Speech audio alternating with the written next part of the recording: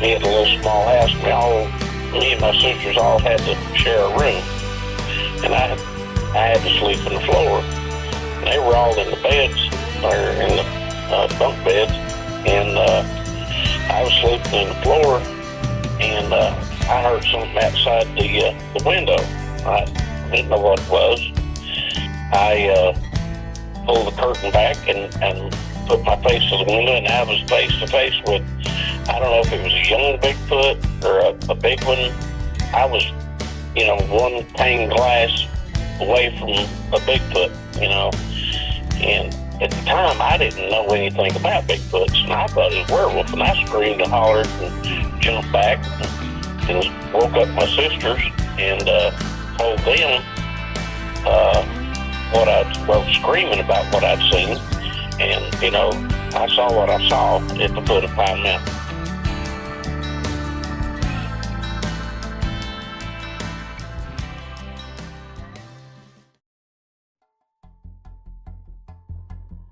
Bigfoot. Bigfoot is the most popular of all cryptids and has appeared in numerous movies, games, and documentaries. But, for those who may not know, Bigfoot is a large, hairy, muscular bipedal hominid creature that has been reported and seen for hundreds of years all over the world. It is said to stand between 6 and 10 feet tall and weighs in at over 500 pounds. It is known by over 500 names. In China it is called Yeren. In Nepal it is the infamous Yeti. In Europe it is called Woodwose. In Russia it is Almas or Almasty. In Canada it is Sasquatch. In Australia it is known as the Yowie. In Pakistan, the Barmanu. But in the United States, it is commonly called Bigfoot. These names can often vary within a region. In the United States alone, Bigfoot has many different names. Names like Grassman, Momo, Wood Ape, Wood Booger, Hairy Man, Skunk Ape, Wild Man, and Forest People are alternative names given to Bigfoot. The Native American tribes also had names that describe a Bigfoot-type being. Hoopa Indians call it Olma. The Cherokee call it Keklekudle. Chinook Indians call it the Skookum. To the Lakota, it is Chayi Tonka.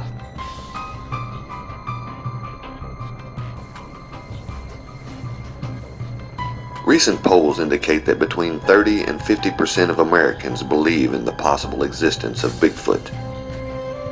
Many others have an interest in the subject but are unsure of its existence. They need more proof.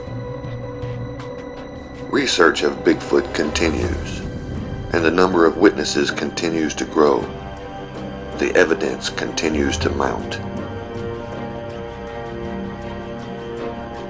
Well, I've had 3 encounters, and the first one happened about 6 years ago, and at that time I seen what I thought were 2 big feet. I was out four-wheeling, and I was in a rough spot, and they were in behind a bunch of holly bushes. I couldn't see the complete outline, but the mass on them, the body size was unreal, and I was about 10 feet away. To me, being that close, I'd say the size of a grizzly bear. That's how much mass was there. And like I said, there were 2 of them. The first one was a lot bigger than the second one, but they were stacked in behind each other. And the first one, had grayish brown hair, and the second one had a reddish blonde hair.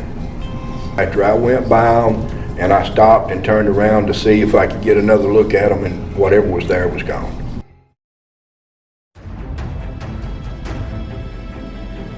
Thomas Marcum and Tony Filosi of the Crypto Crew conduct a night investigation in Harlan County, Kentucky, on the mysterious Pine Mountain. The area is home to numerous Bigfoot reports and other strange activity. Pine Mountain is a ridge in the Appalachian Mountains running through Kentucky, Virginia, and Tennessee. It has a long history of odd and unusual activity. Everything from ghosts to UFOs to Bigfoot and more have been reported along this 125-mile mountain ridge. Tonight's investigation is in an area close to where John Caldwell had his first sighting of 2 Bigfoot while out riding an ATV. Hey guys, what we want to tell you about is right behind us. There's a cave system. Pine Mountain is full of caves. I've went to the mouth of it, went down in just maybe 30-40 feet, but who knows where it goes. It's rumored that it goes for miles and miles to toward there's underground rivers below us, and is this also the place where you heard the whoops and tree knocks coming from? Was it this area? Yes. Okay, yes. so This is the exact area right over behind us is where that I heard the whoopses. Approximately 2.5-3 years ago, whenever we were doing an investigation up here. before we actually hit the trail, we're going to do a couple whoops right here, and then we're going to leave and walk our trail, and we hope if there's something down there, it comes up and investigates our truck and we catch it with the trap camera. Yes, we've already set the camera up. So I'll do a couple whoops down this holler, and then we'll just go ahead and start our walk around to the back side of the lake. All right, let's do it.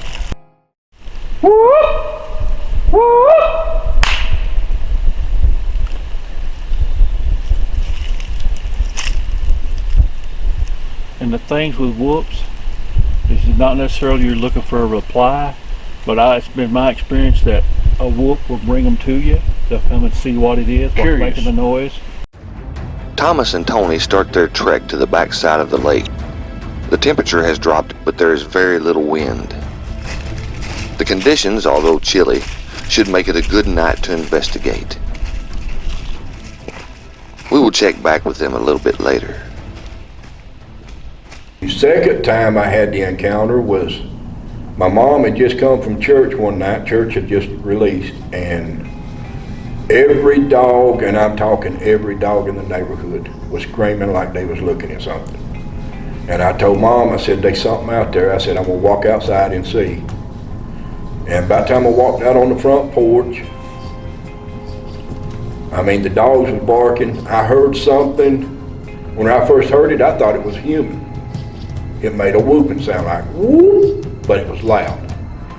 And my first thought was, I hope they got a flashlight. So I answered them back.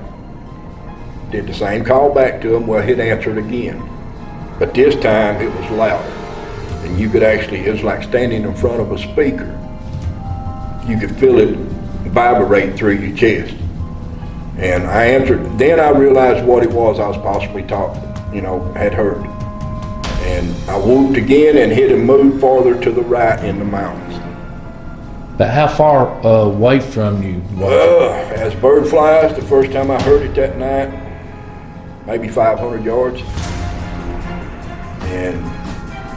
But that wouldn't, I mean, that's not all of it. Later that night, after we'd all went to bed, my pit bull in the backyard started barking like he was looking at something. So I get up and I have a gun in my hand and I start to the back door, and the kitchen is about 9 foot off the ground to the windows. And what it was, about the time I went to open the back door, something growled, a deep gurgle. I'm talking about deep, whatever it was huge. And needless to say, I didn't go out the back door. I went around and went out the front door to see if I could catch it, but whatever was there was gone.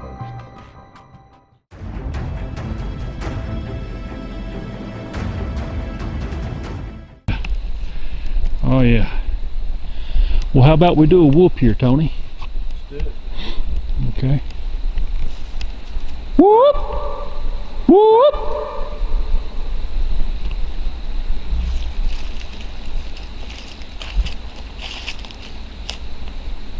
One more time.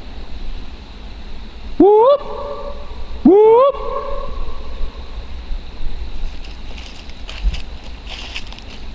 We got good echo that time.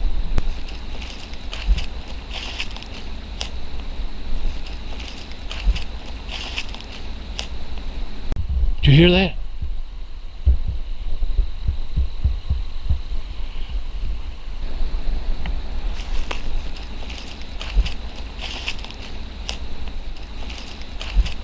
That's a fox. Fox, unless it's something making the sound of a fox. Right back in here. That's where we got the. That was a fox, I'm pretty sure. Yeah. That wasn't a Bigfoot unless he's mimicking something. Well, they do mimic owls and things like that. But that was good. We got something. Yeah. Do you want to try a whoop or something?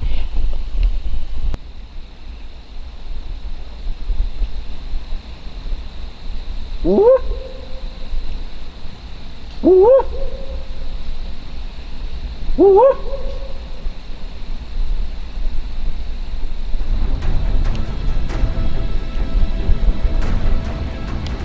It's good. Next, Thomas and Tony move away from the edge of the lake to perform some tree knocks.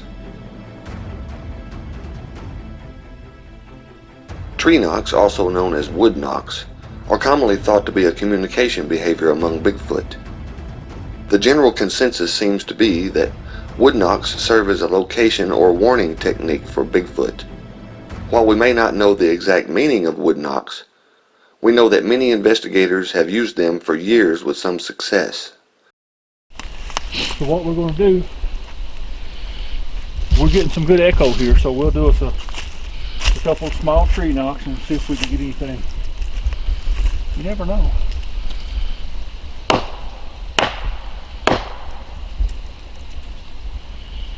Something. Did you hear that behind us? Yeah. He's coming closer to us. Well, I heard something way off in the distance. No, it's right behind us. No, I heard a howl. Oh, did you? Way off in the distance. I didn't. I heard whatever that is. Well, that's the. I say it's probably the fox, unless it's just falling leaves. No, it was a. Let's try.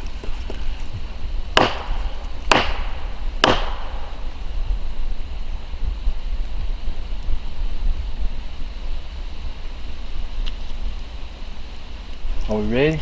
Go ahead, Tony. Give us 3 good knocks. See what we can get.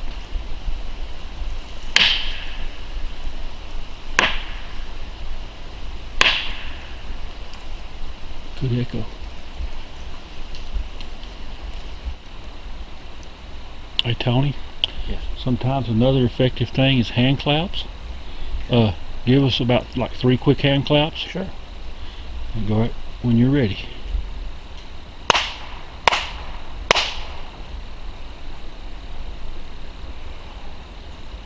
Whoop! Whoop! Whoop!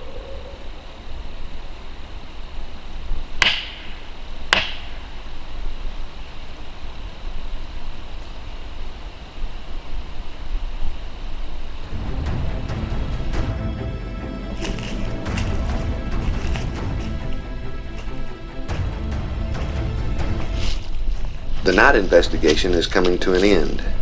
It is now into the early morning hours, and it is time for Thomas and Tony to make their way back to the truck. Hey, Thomas. There's something up to the left of us.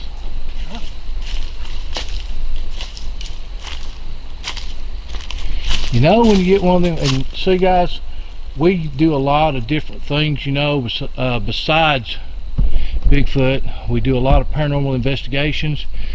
Thomas has did this for years, so neither one of us are what you would call real spooky individuals, no pun intended, but it absolutely feels like we're being watched from up there. I know there was noise in behind us while ago. Well, so would that go? Well, hey, this is where those girls said they heard something. Heard something. Right in this general area, yeah. I just thought of that. So maybe it'll follow us on back. You know? Well, we'll absolutely let them, and we'll film them. Thomas and Tony continue to be paralleled by something as they exit the back side of the lake.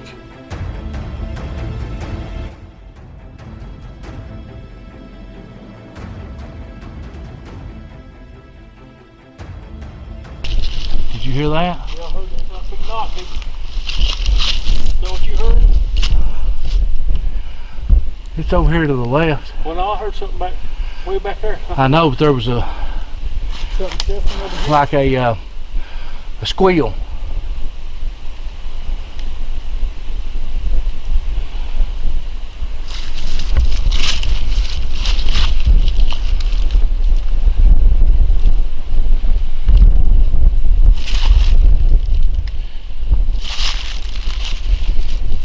You want to whoop at it?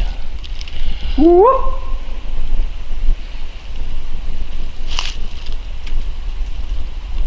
Another thing too, sometimes whistling. They react to whistling.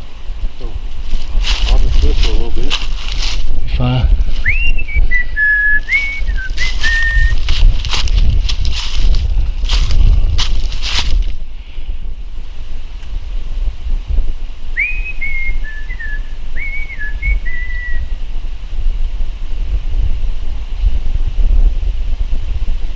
That kind of moved, you hear it? Something, Thomas, sure did.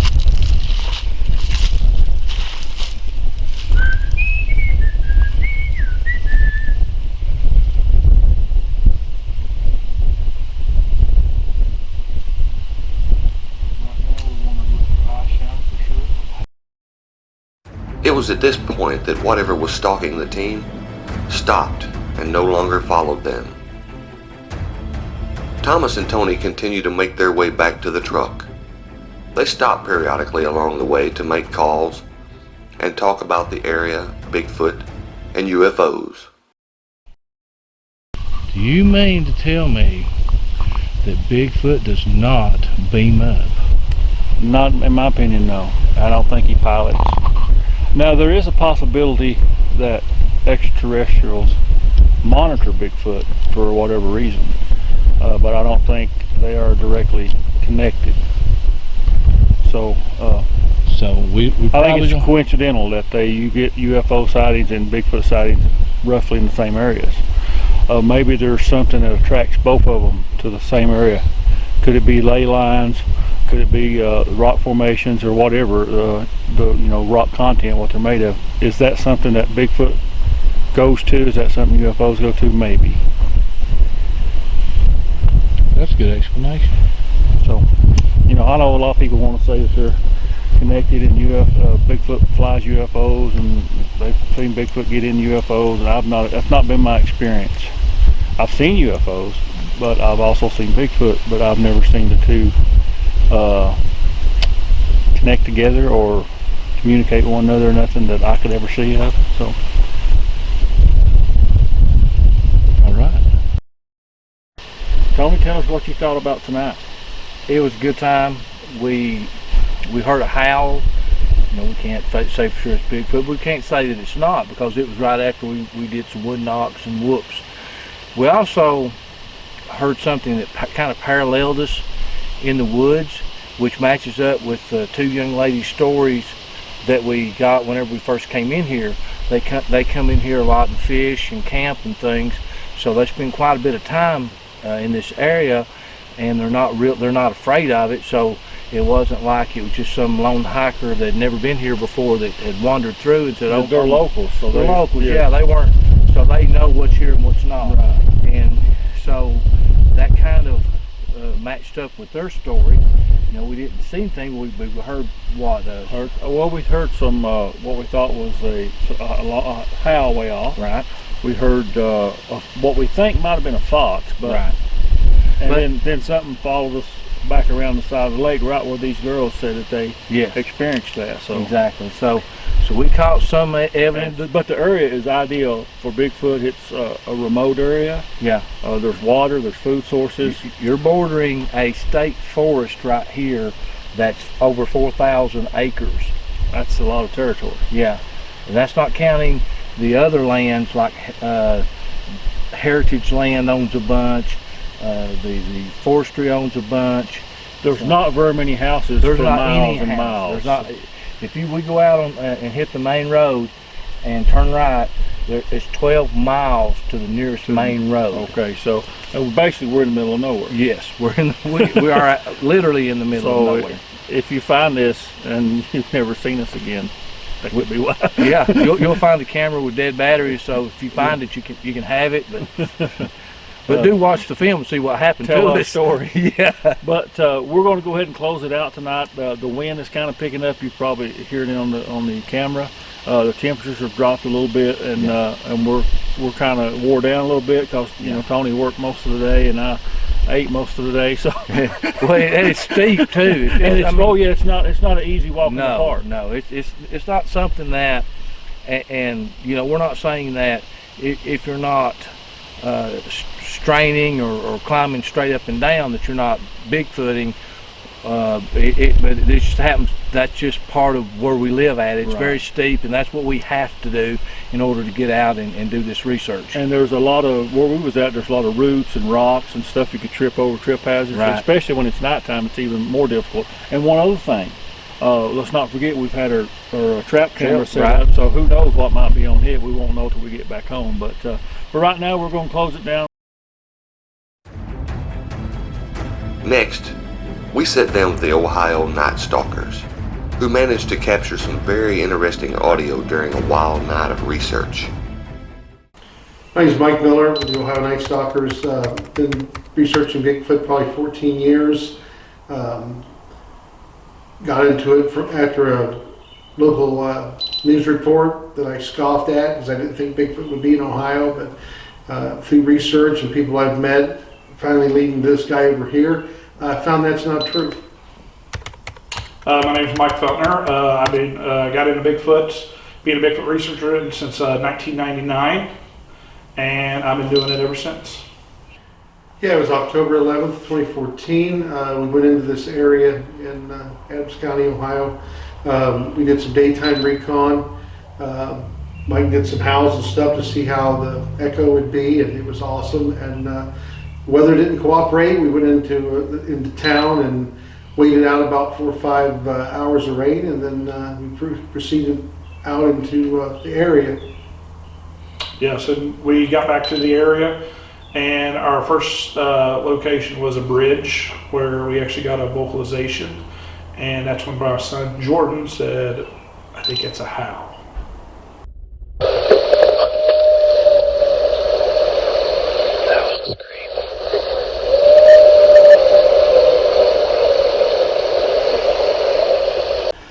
This road we're on, about 5 miles long, but it's very windy, very curvy, hilly. To drive it, it's like driving 20 miles. And this road of all things dead ends into a graveyard. And that's the second place we went.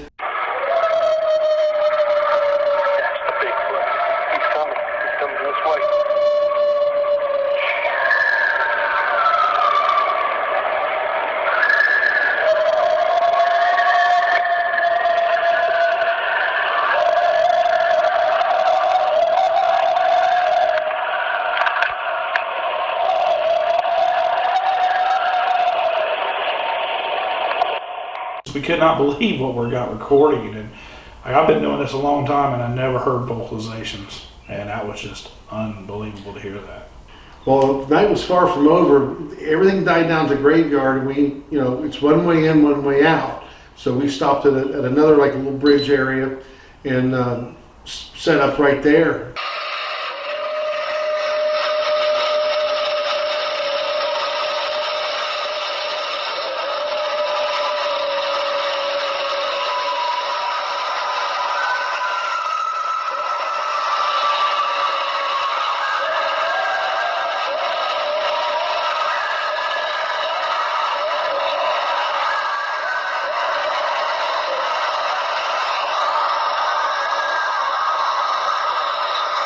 We got that one good one with the coyotes, then everything went quiet like nothing ever happened. Yep. And we kind of wait around, see if anything else will happen, and then when nothing else happens, we kind of pack up and move down the road maybe half mile or so. Hunters normally spend large amounts of time in the forest and in remote locations. This can sometimes lead to reports about Bigfoot.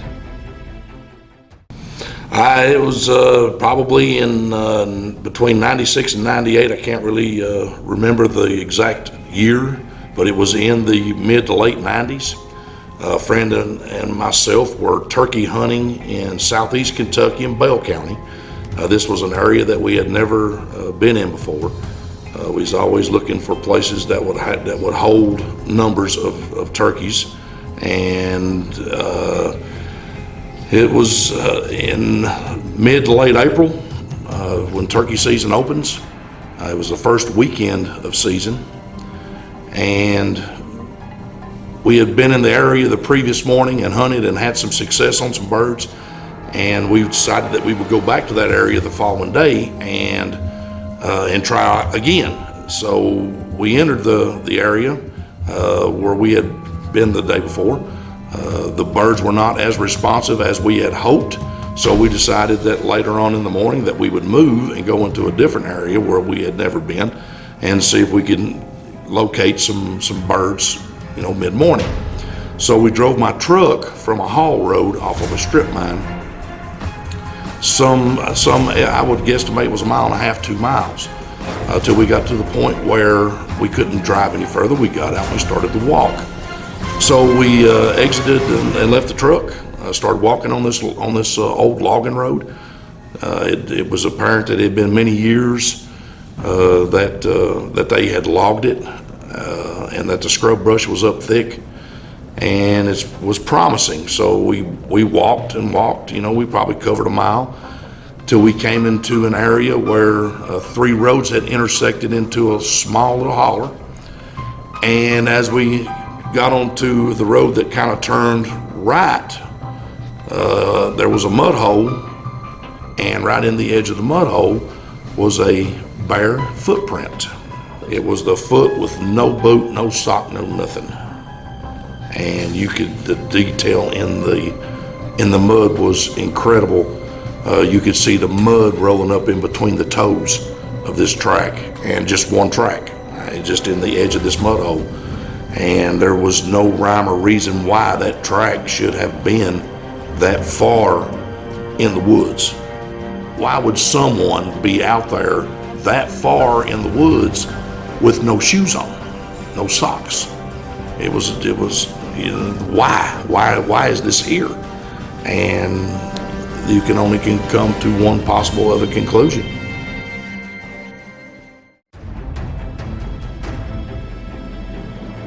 Not all hunters believe in the existence of Bigfoot. In fact, most are very skeptical. For some, it takes them actually having a sighting themselves to be convinced.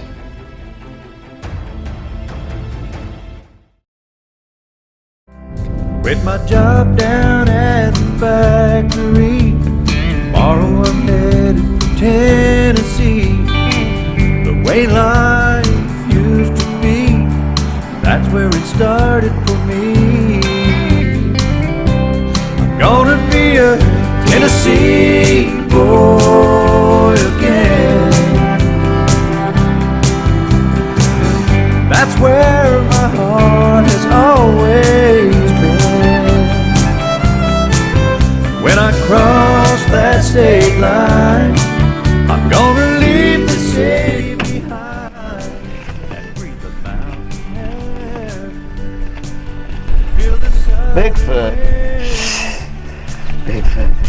Buddy, there ain't no such thing as Bigfoot. I've hunted these woods all my life. People are seeing bear around here.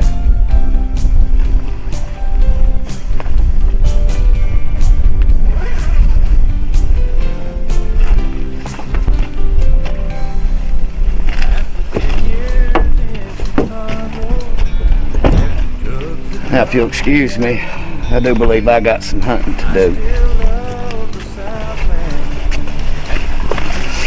Bigfoot. Gonna be a Tennessee boy again.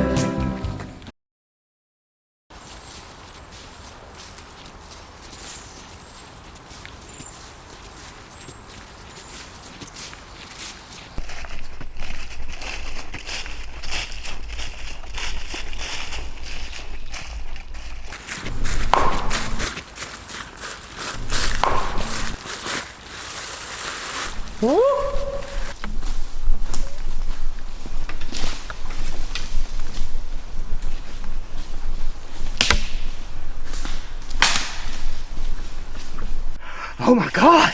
Oh my God! That ain't no bear! Oh my God! What is that?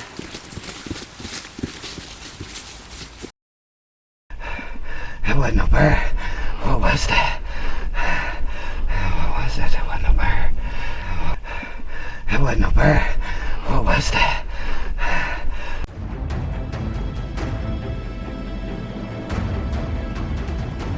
Some hunters and even a few Bigfoot research groups have a goal of shooting and killing a Bigfoot.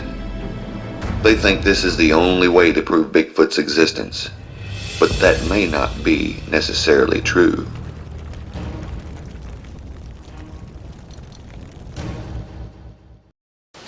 Hey guys, today we are in Harlan County, Kentucky, and today we're going to be doing some Bigfoot research.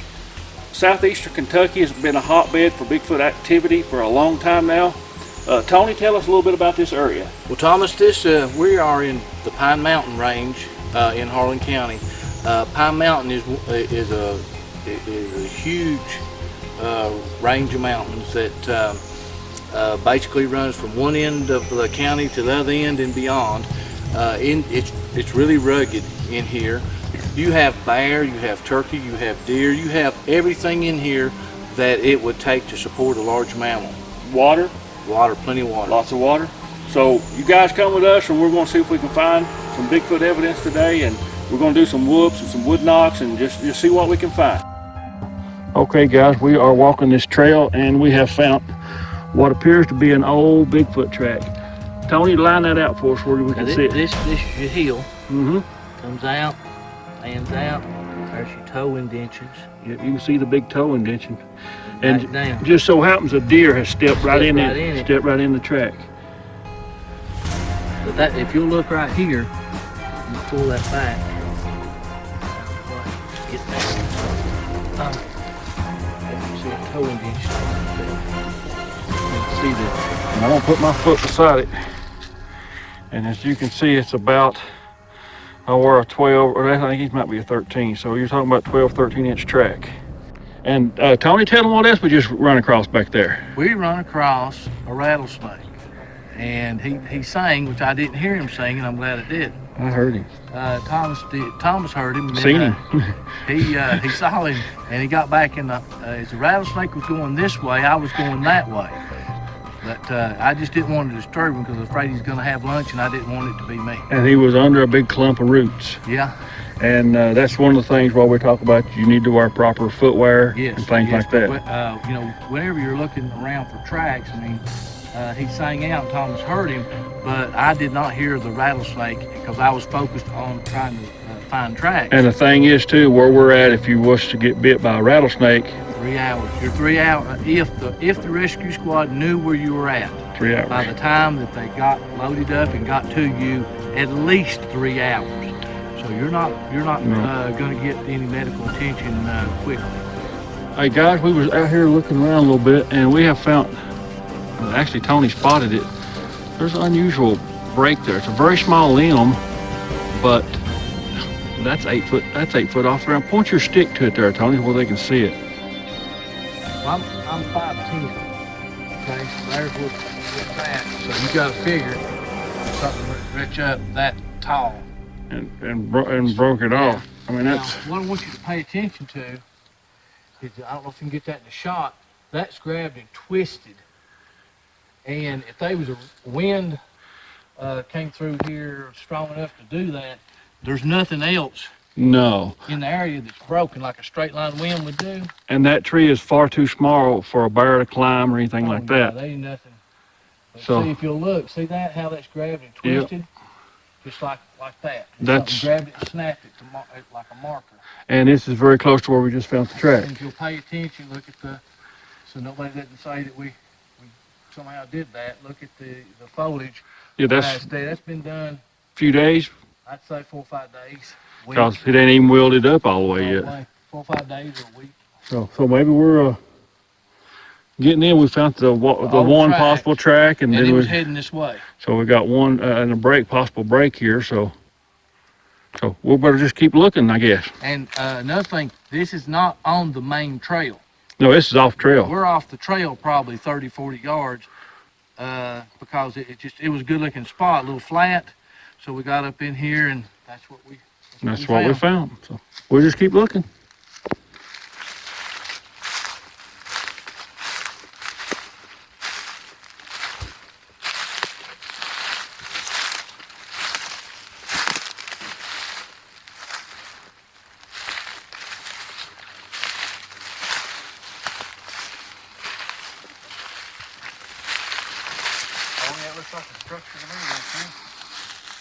It sure is. It sure does. And this is where we found the break. This is where we found close to where we found the track. We found the track maybe 150 yards back, maybe. And this looks like it appears to be an old formation. This structure here is old. We really don't understand what some structures are. A lot of times they may be shaped like a teepee, and other times they have this bowl shape to them. Where this one is old, maybe it was something they used in days gone by to get out of the sun or whatever. But this is also where we found the tree break just a while ago, and real close to where we just found the track. And if you look around some, there's other tree breaks and other possible stick formations. So we're going to keep exploring this little area and see what we can find. Thomas, about how far would you say that it is from the structure to the tree break to the track? What area? Like 100 yards, 150 yards? We found all three of those things? I would say it's closer than that. The tree break is probably no more than 35, 40 yards away. And then you go back another maybe 35, 40 yards and you had the track. So within 75 to 100 yards, we found three indicators. Three indicators of possible Bigfoot activity. And as we scout around, I'm sure we'll probably find some more. All right, well, let's go find it. Let's do it.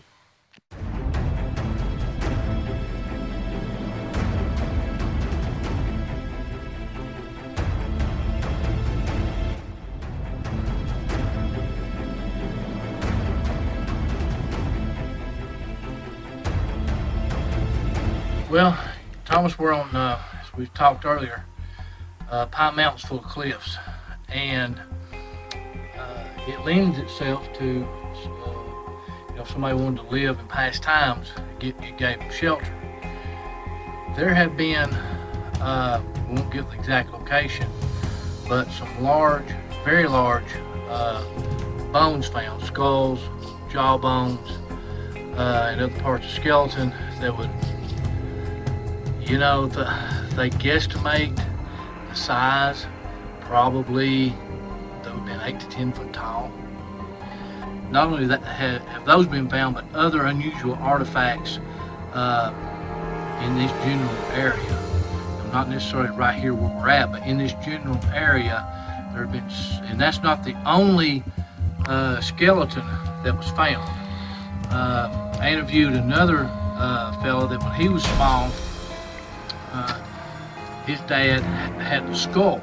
His friend had the skull, and he and his dad were visiting, and I do have the guy's name that had it. We're trying to track, through the family and stuff like that, trying to see if there's any photographs or anything that maybe get lucky and, hey, yeah, that artifact's out in the building.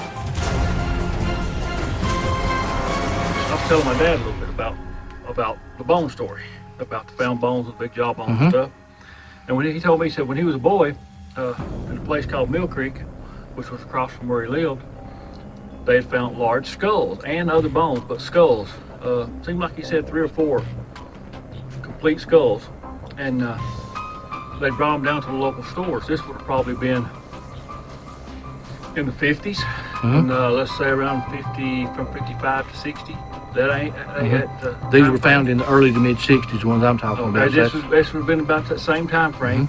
And the guy that had found them, he was squirrel hunting, if I remember correctly, and he had brought them down to the local stores, and they were showing them around at the stores, these skulls. And of course my dad had seen these, him and his brothers and sisters, so they got the idea that they would go up to where they found these skulls and check it out for themselves, because there's supposed to have been more of them. And they went up there, and they said they got about halfway up to where they supposedly found the skulls, and they got scared because it was getting dark and they could hear stuff in the mountains, and it was just a frightful thing, so they left. But if I remember correctly, they did find some bones themselves. but a whole lot of people in our community actually seen these skulls because they had them at the store. Now there's another story, and you did an interview with a fella, if I remember right, correctly, in one of your films, that was found. Tell that story, and it was found in the same mountain range. Right. That was found on Pine Mountain in the Bell County Park. A guy was going hunting, and he got out real early in the morning, and he got up against a tree and sat on what he thought was a pile of sticks. Well, when it got daylight, he realized he wasn't sitting on a pile of sticks, he was sitting on a pile of bones. And they eventually got other people in there and got the bones out. They took them to Dr. Golden at Pineville Hospital. He was able to assemble 4 or 5 skeletons minus the head. And the theory was that the heads being more rounded, they actually rolled into the Cumberland River. And they scurried the area real heavily with other people trying to find the skulls and more bones. But that's an interesting story because they sent the bones to the Smithsonian, and you can't find any record of it now. They claim that they split them up and put one bone here and one bone there, which don't really hold water, because if you've got almost a complete skeleton, you would think you'd want to keep it together. And that's not the only horror story we've heard about the Smithsonian, because if people will do a little research on the giants of the Ohio Valley, there's been lots and lots of giant skeletons found in the Ohio Valley and in, obviously all into Ohio, into Kentucky and out to West Kentucky, and all over the nation. Well, I think a lot of people don't realize here in our area, in southeastern Kentucky, they've been found here by several different people in land locations. What are they? Are they a race of human-like giants? Or are they Bigfoot? We don't know, because the bones always seem to disappear. Over the years, there have been many reports of giant bones being found all across the globe. Many of these findings seem to mysteriously disappear over time. Southeastern Kentucky is also an area filled with these stories about giant bone discoveries. We sit down with a person who has first-hand knowledge about one such discovery. My name is Nancy Holcomb Lawson. I moved here to the ranger station in 1964. I was a little girl, and my dad, Esther Holcomb, was promoted to the main ranger. We were required to move to the ranger station, which is this building. Actually, as the ranger, he had 2 guard rangers under him, which was Arthur Collins and David Smith. And then they used the prison crew from down at the forestry camp in Bell County come and fight the fires with them. And they would also hire people during fire season to have him. So there was always groups of people in the offices. Ed and Sarah Smith would walk down when they lived at the Putney Tower. Now, they were the only ones that stayed year-round, but this was kind of centrally located, and they could walk. They could stay up there and land and watch all year long, and they had a cabin built for them up there, and they lived up there, and they would walk down, and they had no communication other than the radio, but out in the warehouse, Dad had found 2 old telephones, the old crank type telephones, and they hooked it up so they could call down here when they needed something and let us know. Tell me some interesting things about Mr. Smith. Could you tell me about what he did on his off time and what he ended up finding and showing your father? Well, they loved the mountains, he and Sarah both, and they would just go scouting out under cliffs, all over the mountains. Ed especially. He found so many artifacts. It breaks my heart that they're in the Smithsonian and not kept here in Harlan County for us to have although I'm glad the Smithsonian got them, but I would like to have some here for us to display. He found mills where they would mill their corn, and one time he was digging around into there and he found a jawbone of a human.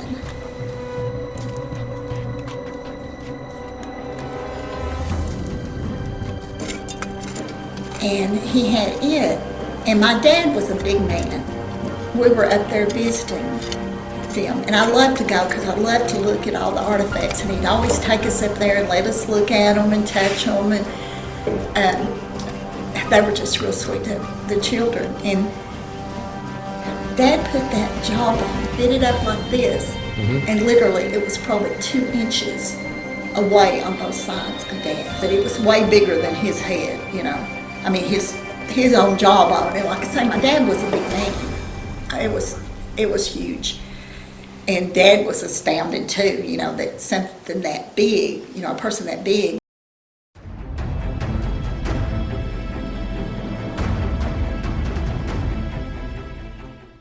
My name is Michael Cook. I had a Bigfoot encounter back in the early 2000s, around October. I skipped school one day and went fishing on the riverbank in Harlan County, Kentucky. This was up near the Martins Fork Dam. And it was a pretty normal morning. Nothing was going on.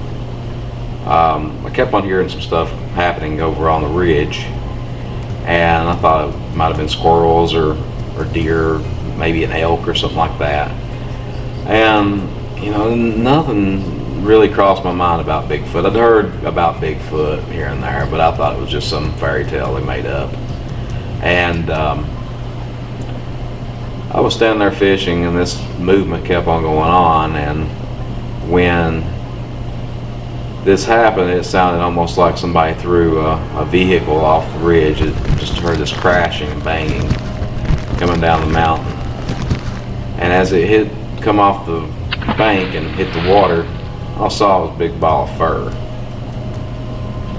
I automatically thought it was a bear.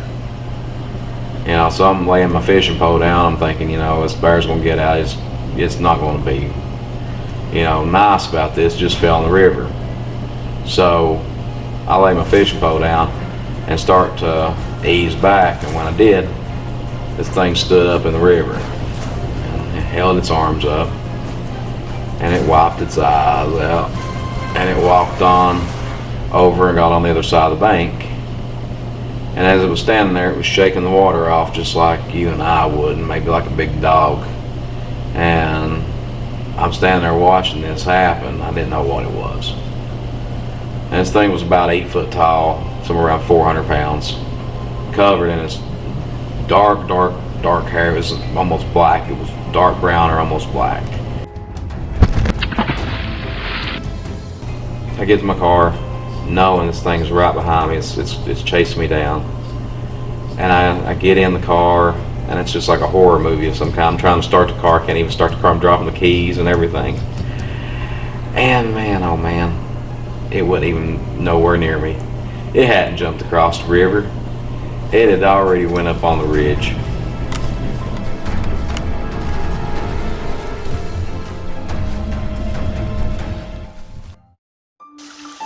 Thomas and Tony traveled to an undisclosed location to set up some game cameras and to explore the area. This particular area has been a hotbed for Bigfoot activity and a favorite research spot for Thomas.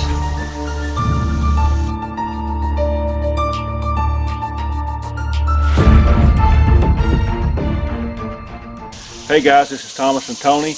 We're back out on day 3 of our Bigfoot research efforts here in Harlan County, Kentucky. We have come to a place where I've had a lot of success, where I found a lot of tracks, where the game cam picture came from, where we found stick formations. And today I'm throwing Tony into the fire.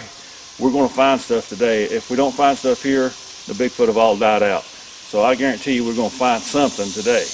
Now, Thomas, we've already found a few things. Found a few things. A couple of stick breaks, one break and one twist, and there's been something heavy moving along the trail in front of us that doesn't look like deer, you know, because the ferns are mashed down.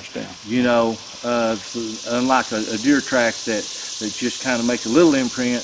These have been, you know, much larger, probably 10 inches. Well, now this area, I know there are adult Bigfoot and juvenile Bigfoot in this area. I've had castings of small tracks about 10 inches and large tracks up to 13, 14 inch tracks. I've had vocalizations here, so I think we're in for a good day.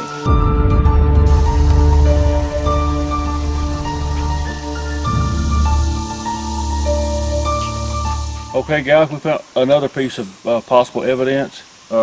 This is a very unusual break and twist. If you'll look at this limb, it's been broken and it has been placed over this fork has been placed over this stop sticking out. That's highly unusual that would be a natural fall or a wind fall or anything. That's more likely that it was broke and placed there. And if you look right over there, there's actually two more breaks. You step over to them. There's actually two more breaks right beside this one.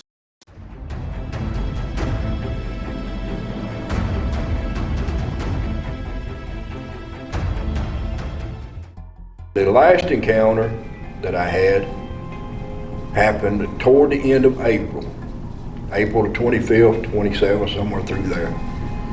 And I needed a bag of dog food, so I ran up to the local dollar store, and it was about dusty dark. It had been raining some, and I had my window down about halfway, and I was running about 40, 45 miles an hour because the roads were wet. And I noticed something standing in the ditch. And when I first looked at it, I thought it was an oversized stump.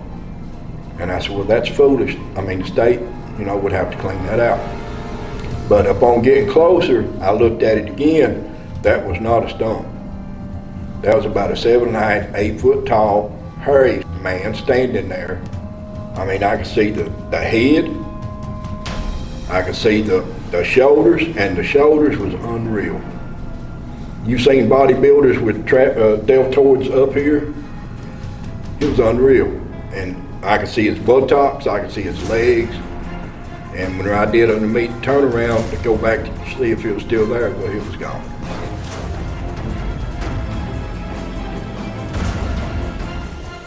Guys, we're in an area where I have found tracks in the past, and we're going to try maybe a whoop or two up this hollow and see if we can get any reply. Whoop! Whoop!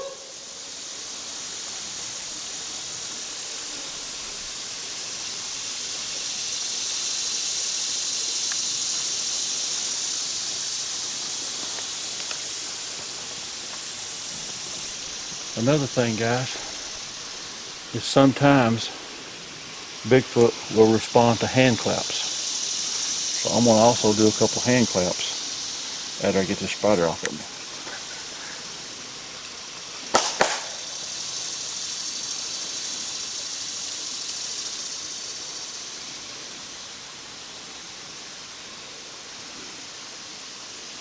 Let's try us two more hand claps.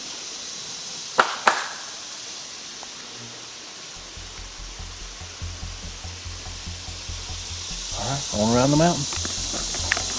There, he's going off. Now this is some of the dangers you got to watch, guys. This is a big copperhead right here going. There. I got it. Big copperhead. But he's more interested in getting away from us, which that's good for me. Here.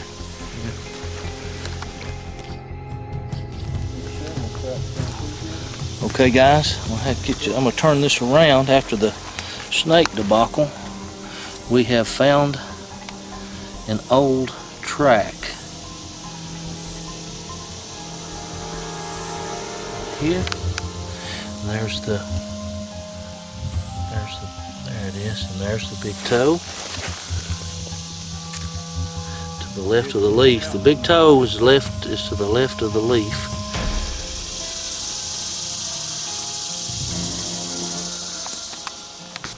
Okay guys, this is a little area where there used to be water and it's kind of dried up. Makes it real soft for tracks, and sure enough, we have found two old tracks. If you'll look right here, this is a very old track. That track is roughly 14, 15 inch track. Very large. But point that out again. Right here, you see that? Back here, this would probably be the heel. It goes all the way down into here. You can see the little ridge. That is probably a 14, 15 inch track. All right, let's show them this one right here too, Tony. Hold on, let me take a photo. Okay. And right here is another track that is somewhat more fresh. This will be the heel, and up here will be the toes. This is a much slenderer track, which is something common we see with Bigfoot, a more slender foot sometimes. Usually that indicates it's a very young male or female Sasquatch Bigfoot. Seem like sometimes they're very wide tracks. It's not that old. They're more narrow. I don't think it's that old. Look here. No, that's not very old. See that? It's not very old. That the little green shoots there in the bottom. It's just been pressed down. Yep. That's good eye, Thomas. Now, what also, look here. Is that a heel of one right there by the fire? This is very possible the heel of another one. Okay, so he's standing like this. Yep, I have found tracks in here where they stand with their feet together, but when they're mobile, when they're actually moving, the tracks will be straight in line. If we could lay this stick down, you would see the next track would have been up here somewhere, which would have probably been farther out. I think what he's done, let's look at this, let's cant this just a shade, and take the tracking stick and put it at the heel of that one. He stood there and looked and decided which way he's going to go. He didn't want to step in that. Very possible. So his next step was that way. I just think this track is probably older. Right. I'd say this is probably an area they frequent because of the deer population. Okay, guys, Thomas has found a couple of tracks, one an older track and one a fresh track because of the way the debris is inside of it. Now we're going to show you a trick with the tracking stick. All right, this is a good technique on how to track, whether it be person or... And when we say people, we're talking about search and rescue and things like that, helping to find lost folks. Okay, so what we want to do is use this in a semicircle to try to possibly find out where the next step is. And while you may not be able to see it, is it? Okay. The edge, you see the edge? Yeah, I see the edge of it right there. See that? So he stepped, that's about, let me lay that right there, Tom. Okay. There's the next track. I actually have a tape measure. You want me to measure it? Just step it off with your foot if you want. It's about a 4 foot. About a 4 foot step.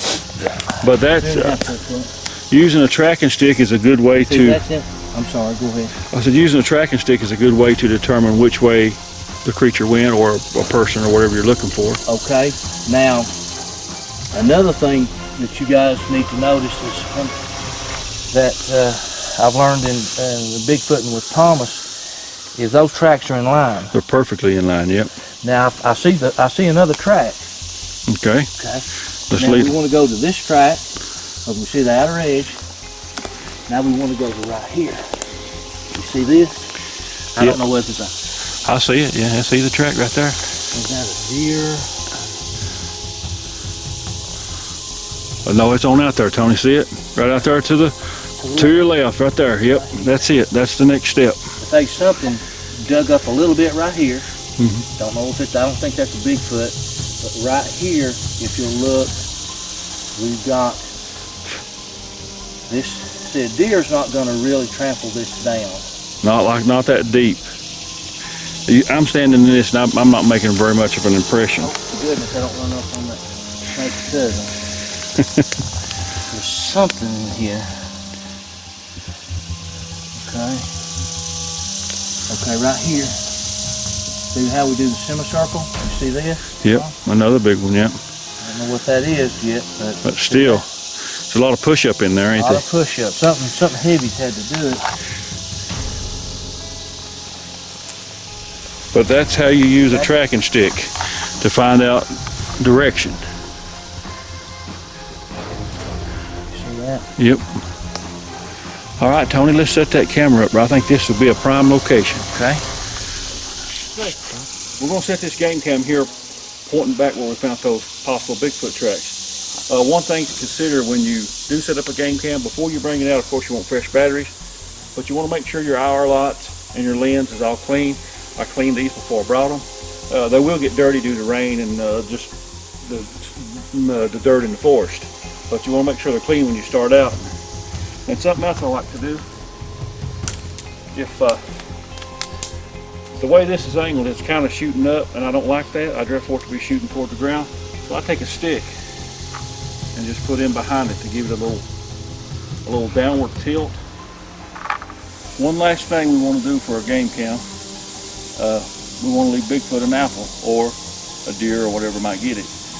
Bigfoot does like apples, so we're just going to lay us on the ground and hopefully he'll be focused on getting the apple and not the game cam, and we got it. We just put it right there. He's good.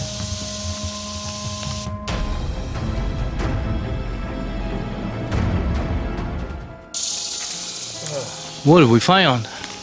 Well, this looks totally unnatural to me.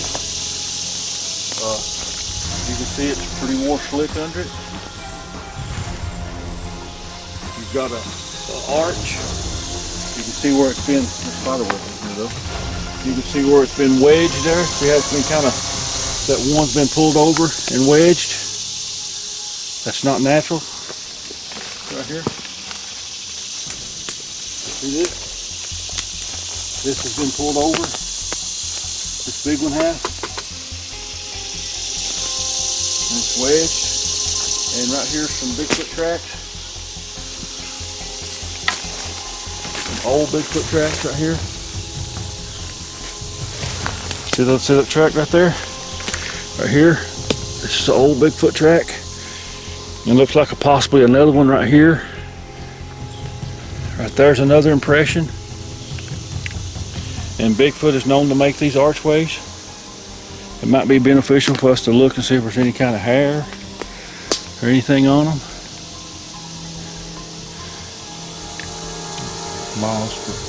Moss, but it's not. I'm showing the arch. Yeah. How that does. I'm gonna back up. Sure, and you see how it's been pinned over in there. That's just not a natural growth pattern. And these laurel thickets are kind of, they're kind of heavy. The leaves on them is, so could very well get in here to get in out of the heat of the day, out of the sun. Right here next to the creek where it's kind of cool. Also, they could possibly use these like we use ground blinds for deer. Definitely. If a Bigfoot was humped up in this, these dark colors, you'd never see him. You wouldn't see him. A deer would come right close and he just got him. But that definitely looks like old tracks. This is definitely not a natural thing. And you can actually see the other ones over here have been done the same way. They've been arched over. This is unnatural. Most of the time trees don't grow in a circle. They'll grow straight up or out, or they'll have a little bit of lean. But this has actually been pulled over and it's wedged in between some other limbs. And there's some potentially old tracks right here. And right over there you got two more. It's been pulled over and put under another limb. Definitely not a natural structure. Thomas and Tony continue to explore the area as they trek to another known active location. It is within this area that they will set up another game camera. Okay guys, we're in an area where we know Bigfoot frequents. And I found tracks here many times. Well, today we was coming along a game trail and we found this track right here. If you can look, you can see how square that is and how wide that is. That is probably what, 10 inches? Yes. Something like that, 10, 11 inches. So I know that's 3 different size tracks that I've seen in here. And this year. It's almost as wide as my hand and a little bit longer than my hand. Okay. You can kind of see where the push point was in the middle of the foot as well. See that there's a little push point there? That is totally a non-human track. Okay guys, what we're doing, we used our tracking stick to try to locate another track. We laid the tracking stick in the track we just showed you. And we come out, and even though it's just a little farther step, the next step was right here, which would make that about a 6-foot step in between foot tracks. And they are in a perfect line. Our stick's a little bit off because of this log, but there's your one step, and then there's the other one we just showed you. Here's your other one.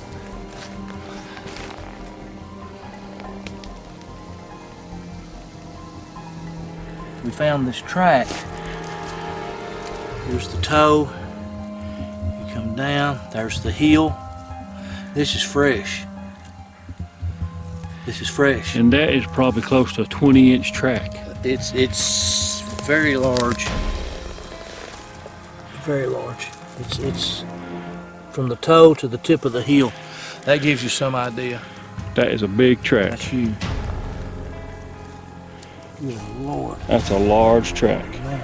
Now I found a lot of tracks in here, and that's by far the largest track I've seen in this area. Okay guys, we are at the location to set up the second game cam. This is a place where I had caught a picture of Bigfoot in 2013. This is the exact location, so we're going to set back up here and hope that maybe he'll come back through again. Guys, this is the end of this Bigfoot excursion. We're going to leave this here 2 weeks, maybe a month, come back and check it again. What our strategy is we're going to try to gain this, since there's so much activity, we're going to try to gain their trust. We're going to do some more gifting and do some more investigating, exploration. So stay tuned, stay with us, and we're going to find something.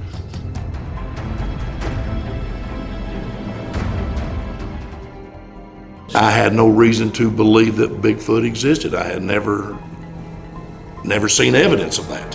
Why would that track be that far in the woods in the Appalachian Mountains? Why would it be there? I mean, I didn't see any other evidence of any other creatures, no deer tracks in the mud, there's no turkey tracks in the mud, just this footprint in the edge of it. And so do I believe? No. But is there the possibility? Yes. That there is something there that walks through the woods with no boots on. Approximately 4 weeks have passed and Thomas and Tony have returned to retrieve the game cameras. Not far into the hike, they make a discovery. All right guys, on our way in we found this. It looks like an old track, but it could have been 3 or 4 weeks ago. And that is much larger than my foot, and I usually wear a 12 or 13. We're probably looking at a 20-inch track or something. Now this track right here was most likely made by us when we went in and out. But what made the big large track is unknown at this point. That's what we like about these little swampy areas. We can find tracks in those, can't we, Tony? Well, see, we walked on the side. So here's another track right here, see? Here's another one. So we walked on the side. We don't want to get in the water unless we have to. So, ouch. That's interesting anyways. And we found what looked like to be a couple of old tracks. One actually really big track. And we've also found fresh tree break. Yeah. A couple of fresh tree breaks. And there's nothing that's fell and hit it. You can see there's no, like another tree fell and hit it or nothing. And that's fresh. And this is within, what, 10 yards of the track? Oh gosh, yeah. Easily. Now, again, right there, this 6'4", and then the real mine. If you look right there, that leg broke too. And behind it, which is the same height as that one. Oh yeah. See that one that was broke. This was tore plumb down in the end of it's broke. So, and nothing has hit it. Yeah. I'd say it come this way, right up this little feeder. Got that track right there, right here. Well, this is the way. Right here. Yeah. That's the track right there. See that? Yep. That's the track. He should come right through here. Broke this. Broke those. Should be another one. Well, the ground is real hard through here. I mean, I'm 300 pounds or better. Well, I'm 300 pounds, so. And then, not counting the backpack. Right there, so here's another one. Yeah. Right there, yeah, see? Right there, you should come right through here, buddy. Even though there was nothing significant on the game cameras, the area continues to produce large tracks, tree breaks, and stick formations. The research of the area will continue.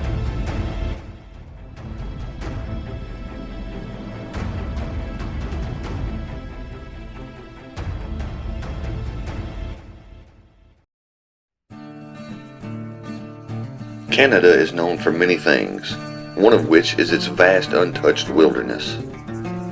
Over the last few years, seasoned researcher Leo Frank has managed to capture some incredible footage and evidence. Leo's dedication and hard work has paid off with some amazing footage.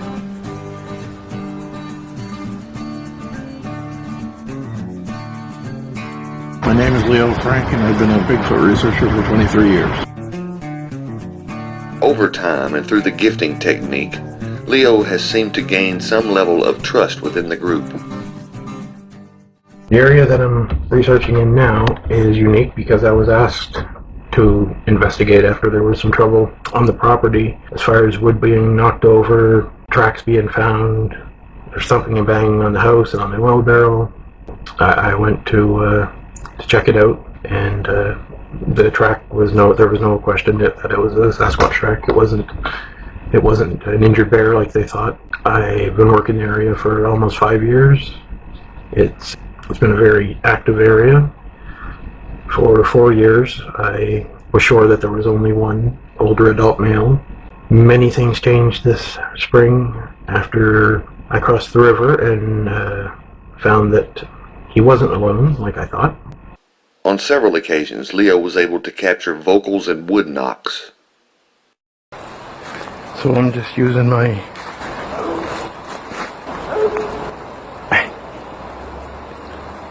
that's Ashley. She does a little bark thing and then she tends to laugh.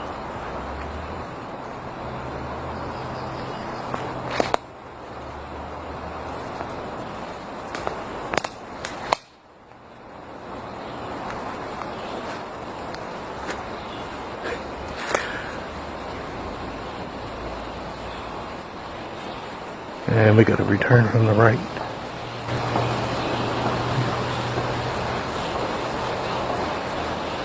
Nine knocks.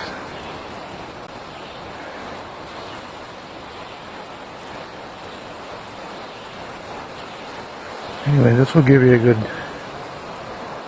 idea of where I start and how things generally happen. I come in, I gift. Normally, I get the knocks before I even start taking the gifts out. I don't know how they know or why they know, but and if I don't know if it's an acknowledgement to me that they know I'm here, like I said, or if it's one letting the others know. But considering 9 knocks just happened one right after the other, which I really hope got picked up by the mic on this crappy cell phone.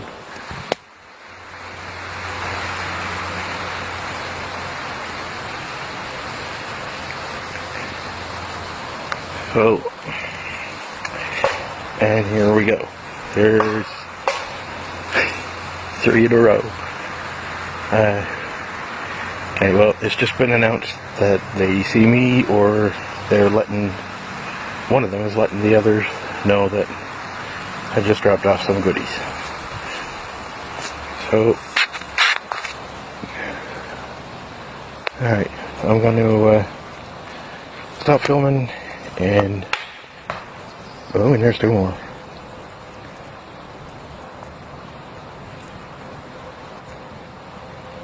Okay, so anyway, I'm going to stop filming right now, and I'll turn the camera back on in a little bit.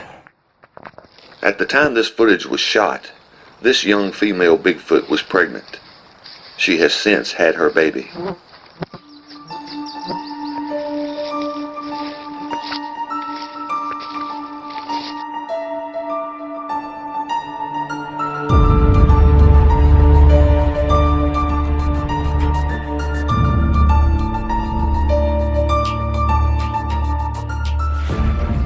In this clip, we see a very large Bigfoot clinging to a tree.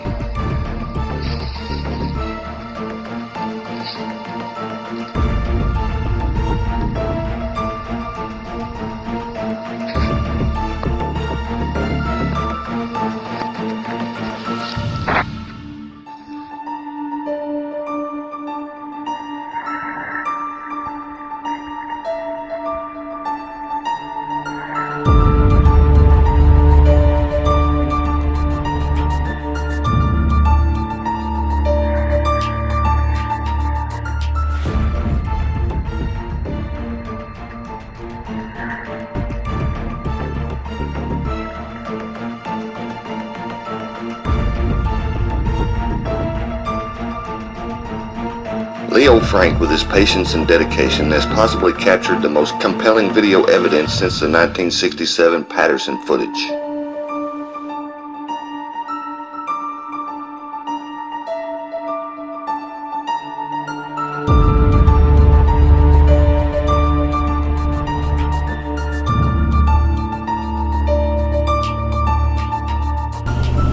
I've been all over the country looking for these creatures, and I found more questions than answers. And neither one of us will ever forget that night ever. Nope. It just changed our whole life. Well, it had to be Bigfoot. Why would someone be out there that far in the woods with no shoes on, no socks? It was, you know, why is this here? And you can only come to one possible other conclusion. It was huge. I really feel like Bigfoot is intelligent, capable of immense amount of comprehension and knowledge. And I feel like they have a connection to the planet that we've lost.